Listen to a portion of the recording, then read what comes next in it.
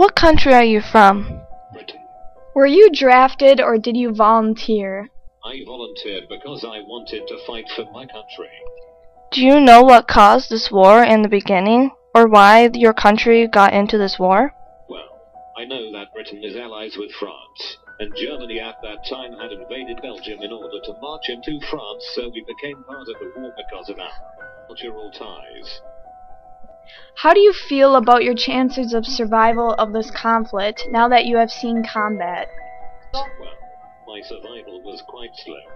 The poisonous gas was deadly, and I thought for sure I would have died from it, but luckily I did not. My friend and I were running away from the smoke, but he was the unfortunate one, getting sucked into the deadly fumes. Have many of your countrymen been killed or injured? Yes, especially at the Battle of Somme. About 20,000 troops had died that day. Horrible. How are your food rations? Medical services? I remember the food quite well.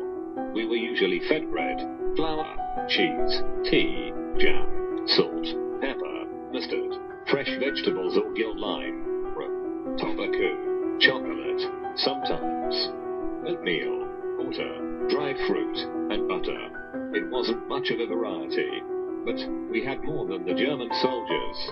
As for the medical services, if you were wounded you would be taken into a field hospital, which you would either go under for surgery or be treated for shell shock, which many soldiers were experiencing back then.